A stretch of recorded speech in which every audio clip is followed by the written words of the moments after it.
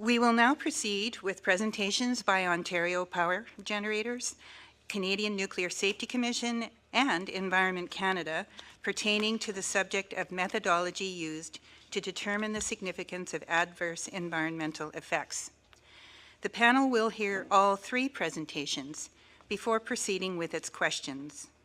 I would like now to call on OPG to begin their presentation, which is PMD 14-P1.1D. Ms. Swamy, the floor is yours. Good morning, Dr. Swanson and members of the panel. My name is Laurie Swamy, and I'm the Senior Vice President for Decommissioning and Nuclear Waste Management at OPG.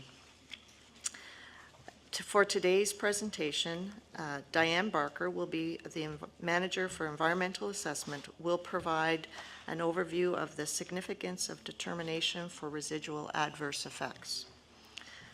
When Ms. Barker completes the presentation this morning, OPG would like to address two comments and questions that were raised earlier. Ms. Barker will address EC comments on surface water quality, and Mr. Wilson will respond to a question the Joint Review Panel asked with respect to surface water quality and storm events last week. Ms. Barker. Good morning. For the record, I am Diane Barker, Environmental Assessment Manager with the Nuclear Waste Management Organization. On the phone, we have Mr. Danny De Silva, Principal and Acoustic Noise and Vibration Engineer, and Mr. Martin Rawlings, Senior Air Quality and Environmental Assessment Specialist, both with Golder Associates. Today, I will present information on OPG's response to Information Request EIS 12510 relating to the significance determination for residual adverse effects of the deep geologic repository for low and intermediate level waste. In this presentation, I will provide context and a brief overview of the information request. I will describe the reasoned argument approach used to assess the significance of the predicted adverse effects of the DGR. For each residual adverse effect identified in the environmental impact statement, I will provide an overview of what would have been required to result in a significant environmental effect and the results of OPG's assessment of significance. As noted in OPG's written response to this information request, the use of the reasoned argument approach to significance assessment confirmed the conclusion of the environmental impact statement that the DGR is not likely to cause significant adverse environmental effects. I will also discuss OPG's confidence in the significance assessment. In general, it is not practical to provide numerical levels of confidence in the significance. Our confidence is based on the conservative assumptions as part of the precautionary approach used in identifying adverse effects and the experience and expertise of the people conducting the assessment of significance.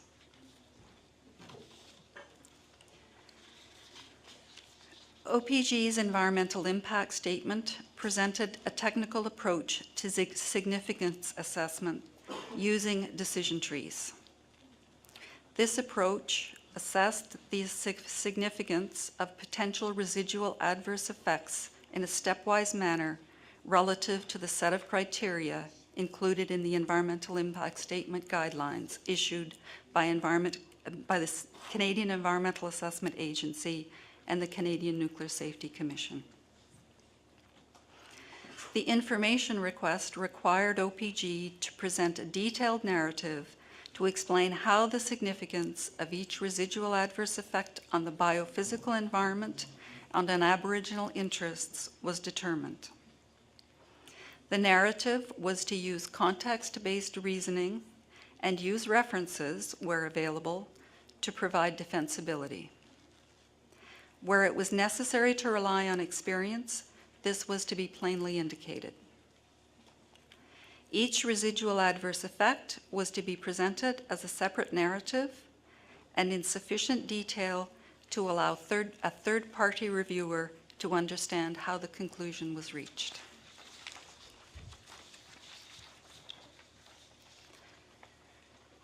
OPG reviewed the information request against published literature and recently completed environmental assessments. The reasoned argument approach to significance assessment is one of several methods described in literature. It is consistent with the approach suggested by Dr. Dunker, and it meets the requirements of the information request. In developing the response to the information request, an early draft of one section of the reasoned argument narrative was provided to Dr. Dunker for review. Based on his comments, further enhancements to the response were made prior to submission to the Joint Review Panel. Consistent with the reasoned argument approach, OPG first identified one or more conditions that would result in an effect being considered significant. These conditions formed the basis for hypothesis statements, which were developed for each residual adverse effect on the biophysical environment and for Aboriginal interests. In developing each hypothesis, the specialists reviewed relevant available scientific literature and other sources of technical information, including environmental assessments for other projects with similar effects. In some cases, there was little literature information, and the experience and knowledge of technical specialists contributed to the development of the hypotheses. Significance was determined by comparing each residual adverse effect identified in the assessment against the relevant hypothesis statements. The reasoned argument assessment of significance relied on the assessment of effects, including the identification of residual adverse effects, that was completed and documented in the environmental impact statement submitted to the Joint Review Panel in April of 2011, and that was the subject of discussion at previous hearing days. Having described the methodology, I will provide a summary of the narrative significance assessment for each residual adverse effect, the conclusion reached, and OPG's confidence in the conclusion.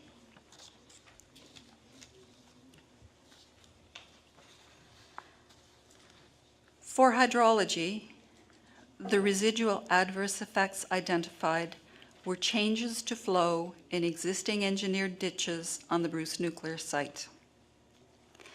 There will be a decrease in flow to the North Railway ditch, which is shown in the photo on slide 5. This decrease in flow will not result in any adverse effects in Stream C, which is cold water habitat and to which the North Railway ditch flows. In the interconnecting road ditch, which discharges to McPherson Bay and Lake Huron, there will be an increase in flow. OPG's hypothesis of what is a significant change in flow in an engineered channel are shown on slide 5. A change in flow would be significant if it resulted in flooding or erosion of the ditch or sedimentation that would block flow. These hypotheses are based on standard engineering principles for the design of ditches. The North Railway ditch, in which a decrease of approximately 30% in flow is predicted, is not considered aquatic habitat, and under current conditions is often dry. The decrease in flow in the ditch has the potential to result in an increase in deposition of sediments in the ditch. However, the change is small. Increased sedimentation will be managed to ensure that flooding is avoided. Therefore, OPG concluded that the decrease in flow in the North Railway ditch is not significant. In contrast, the average annual flow in the interconnecting road ditch was predicted to double during site preparation and construction and increase by about 1.5 times during operations. This increase has the potential to exceed the existing capacity of the design capacity of the ditch. However, OPG has committed during the engineering phase to evaluate the design capacity of the ditch. If necessary, OPG will resize the ditch to accommodate the flow and avoid flooding, and provide appropriate erosion control. This effectively addresses the potential adverse effect, and so OPG concluded that the increase in flow in the interconnecting road ditch is not significant. Our high degree of confidence in the significance conclusion is founded on well-established engineering design principles.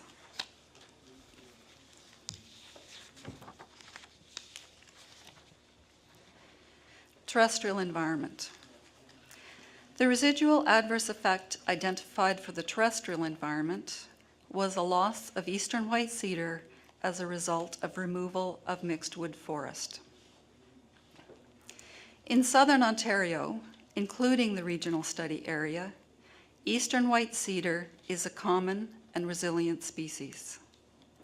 The 8.9 hectares of mixed wood forest represents less than 1% of the mixed wood forest in the local study area. The DGR project site is in an already industrialized site that has been subject to intermittent clearing, disturbance, and regeneration over the last 60 years. In determining what would be significant, OPG considered literature on forest ecosystem sustainability, professional experience with forest ecology in southern Ontario, and guidelines issued by the Ontario Ministry of Natural Resources respecting natural heritage protection in land use practices. This information indicated that, in addition to direct loss, other factors such as ecological function and connectivity were important considerations in assessing significance. The literature generally indicates that relatively large losses of contiguous forests with sensitive functions may be considered significant. OPG's hypotheses statements are presented in slide 6. Tested against these hypotheses, the loss of eastern white cedar was assessed to be not significant. The loss will not affect the sustainability of eastern white cedar as a tree species, as it is a relatively abundant local species. The mixed wood forest to be removed comprises 3 small, isolated stands that have already been fragmented by other activities on site, that have limited use by wildlife, and are marginally connected with the core natural heritage system. For these reasons, OPG has a high degree of confidence in the conclusion that the loss of eastern white cedar is not significant.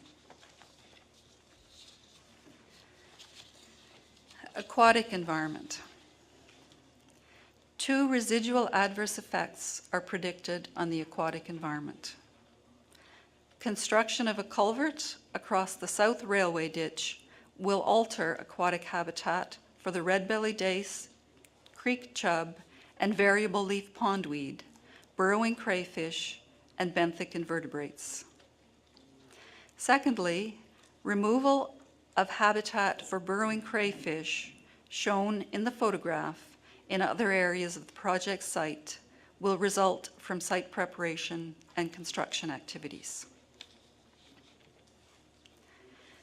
Fisheries and Oceans Canada applies the risk management framework to decision-making under the habitat protection provisions of the Fisheries Act.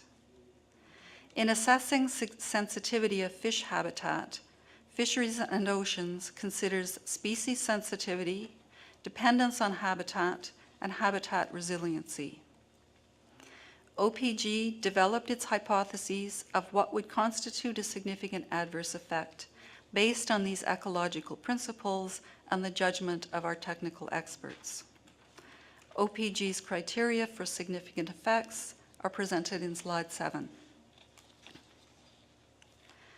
The South Railway Ditch is a constructed intermittent drainage ditch, though some portions are continuously wet. OPG will construct the crossing such that it will not disrupt flow in the ditch or affect watercourse continuity or migration through the study area. The area to be affected is a small portion of similar habitat available elsewhere in the site study area. It is considered to be marginal habitat in comparison with other habitat in the site and local study areas, and has been sustained through previous man-made interferences. The area to be affected does not contain unique species, features, or ecological functions within the study areas. The VECs that would be affected are common and resilient species. The area of burrowing crayfish habitat to be lost represents less than 1% of the available habitat in the project area. The habitat to be lost is in areas that have been previously disturbed by construction activities at the site. OPG has a high degree of confidence in the conclusion that the removal of a small portion of aquatic habitat within the project area is not significant.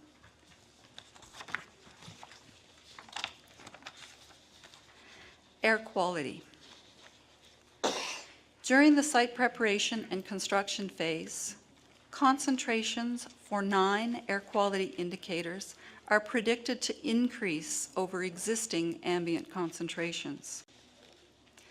During the operations phase, 8 air quality indicators are predicted to increase over existing ambient concentrations. These were identified as residual adverse effects. Effects of decommissioning are considered to be similar to those of site preparation and construction. OPG's hypothesis is that for a significant adverse effect to result from the DGR project, ambient air concentrations outside the site study area would have to exceed the relevant ambient air quality criteria more than 10% of the time. Ambient air quality criteria in Canada are typically set such that occasionally exceeding criteria is not likely to result in significant adverse effects. The Canada-wide standards development process included acceptable frequency for exceeding the criteria value while still achieving the standard. The maximum ambient concentrations for suspended and fined particulate matter may exceed ambient air quality criteria periodically during the site preparation and construction and decommissioning phases of the project. While the effects may occur throughout the site preparation and construction phase, they are predicted to occur less than 0.5% of the time. To provide some context, this is less than 2 days in any year. The area where the exceedances occur is just outside the fence line of the Bruce nuclear site, and while it is accessible to the public, it is not in an area used for residential purposes. At human receptors, none of the indicators exceed relevant ambient air quality criteria.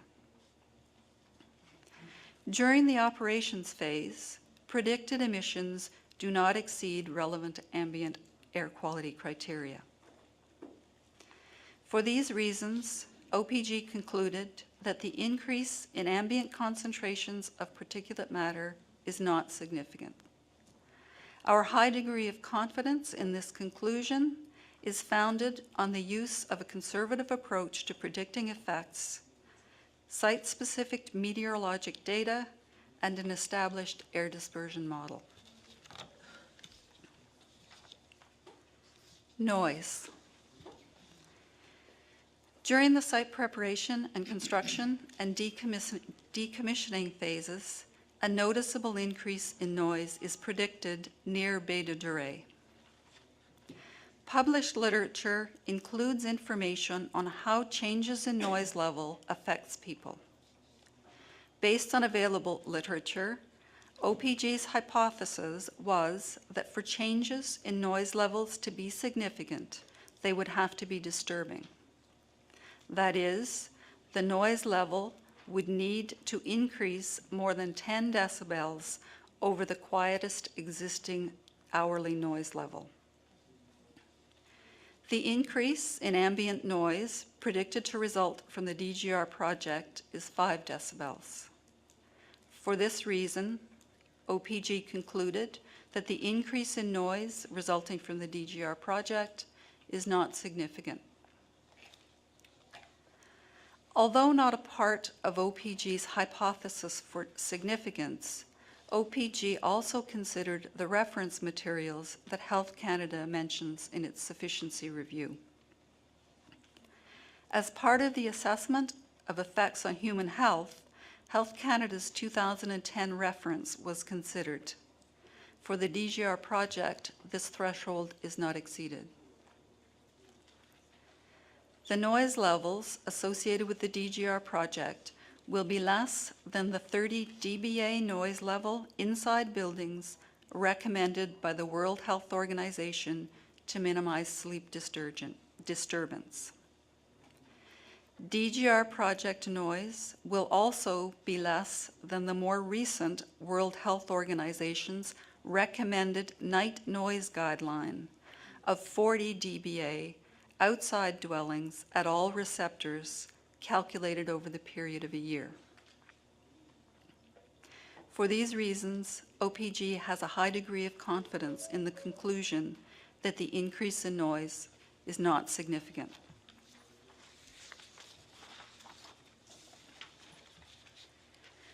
Turning now to Aboriginal interests, the DGR project is predicted to have an adverse effect on Aboriginal heritage resources. The effect is a diminished quality or value of activities undertaken at the Jebegmagoon burial site, which is located on the Bruce nuclear site more than a kilometer to the southwest of the DGR project. There are no absolute effects thresholds in literature to use when evaluating the diminishment of quality or value of ceremonies. OPG's hypothesis was that for an effect to be significant, the activities associated with the DGR project would have to prevent or interfere with access or activities at the burial site. OPG follows a draft protocol to ensure that access is granted when members of the Aboriginal community request access to the burial site. No changes in access to the site will result from the DGR project. Activities associated with site preparation and construction may result in increased noise and dust levels at the burial site and may contribute to a diminished quality or value of ceremonies undertaken there. Adverse noise and dust effects are associated only with the site preparation and construction and decommissioning phases and can be managed so that they do not result in adverse effects during ceremonies or observation of the burial site. The visibility of structures associated with the DGR project, including the waste rock pile, may contribute to the diminishment of value or quality of ceremonies.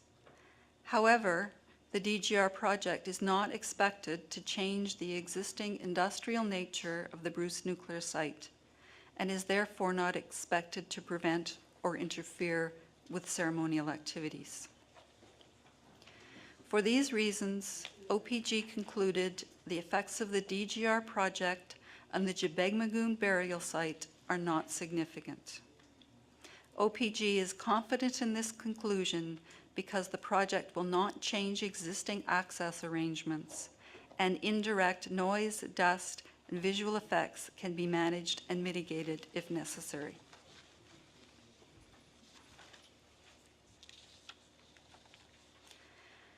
For several components of the biophysical environment, no residual adverse effects were identified, and therefore an assessment of significance was not required. As part of the response to the information request, OPG developed significance hypotheses which would have been used for these components of the environment if a residual adverse effect had been identified. For an effect arising from radiation and radioactivity to be significant, the predicted doses to humans would need to be above regulatory criteria. For non-human biota, the effects would have to have been predicted to be above established screening criteria to be assessed as significant. For an effect on near-surface geology and hydrogeology to be significant, OPG hypothesized that there would have to be migration of contaminants of potential concern in excess of relevant criteria on a frequent and/or continuous basis, or alteration of the shallow groundwater flow regime to an extent that sensitive or critical habitats would be altered on a frequent or continuous basis. For an effect on surface water quality to be significant, concentrations of contaminants in releases would have to exceed relevant discharge criteria or result in alteration of the surface water quality regime sufficient to result in adverse effects to sensitive or critical habitat on a long-term or continuous basis.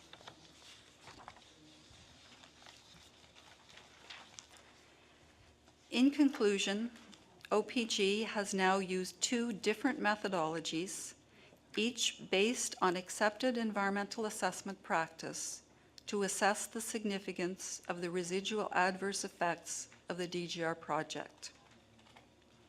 The CNSC used a third methodology. Each of these assessments reached the same conclusion, that the DGR project is not likely to cause significant adverse environmental effects. The detailed narrative explains how the significance of each residual adverse effect was determined and provides a transparent assessment of significance. It is presented in a manner that allows a third-party reviewer to understand how the conclusion was reached. OPG has confidence that the DGR project is not likely to result in any significant adverse effects to the environment. OPG's confidence is based on the use of the precautionary approach in the assessment. In addition, a follow-up monitoring program is proposed to verify the predicted effects and the effectiveness of mitigation measures. This completes the presentation on significance assessment. As Ms. Swamy noted in her introduction, I will now address the comment in Environment Canada's submission PMD 14-P1.4 on page 8. As noted by Environment Canada, OPG incorrectly attributed to Environment Canada a statement in CNSC's response to undertaking number 47 that compliance with the proposed discharge criteria would result in compliance with Section 36(3) of the Fisheries Act and would not be deleterious to aquatic communities in McPherson Bay. With respect to surface water quality, OPG reiterates that it is committed to compliance with applicable regulatory requirements. Results of surface water quality modeling completed in 2012 indicated that with appropriate mitigation, discharge from the stormwater management pond could meet proposed discharge criteria without the need for additional treatment. OPG is aware that through the environmental compliance approvals process, discharge limits may be established which may differ from those proposed in the EIS. If needed to meet regulatory criteria, OPG will implement treatment. I will now turn to Mr. Wilson. Derek Wilson for the record. Last week, the panel asked if OPG could comment briefly on the consequences of unplanned releases from the stormwater management pond. The panel would be particularly interested in distinguishing among the various constituents of concern that would be in a stormwater management pond versus in the repository itself.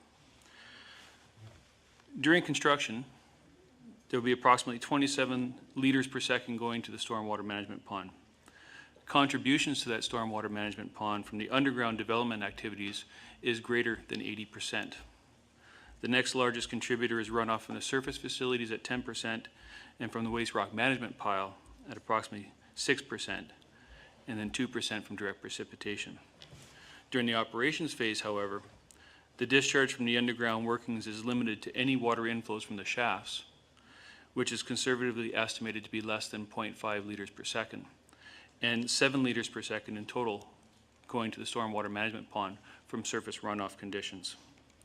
This information was discussed in detail as part of the July 18th, 2012 technical information session, as well as the October 1st, 2013 hearing days.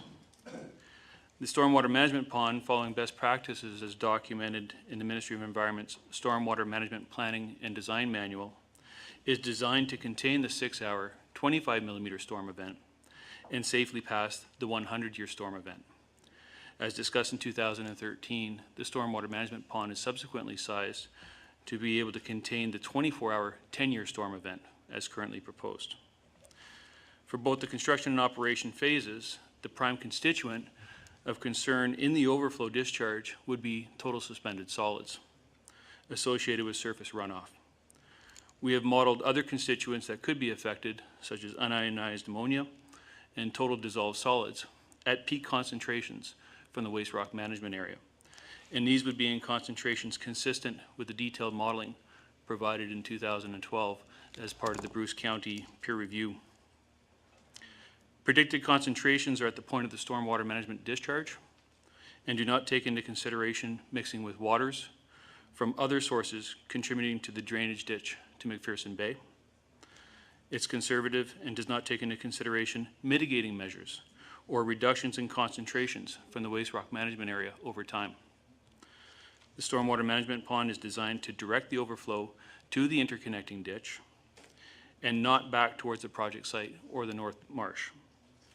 As part of good operating practice, in the event of such a storm, discharge from the underground activities would be suspended as to not contribute to the loading of the stormwater management system, as there is sufficient capacity for storage in the underground sump system.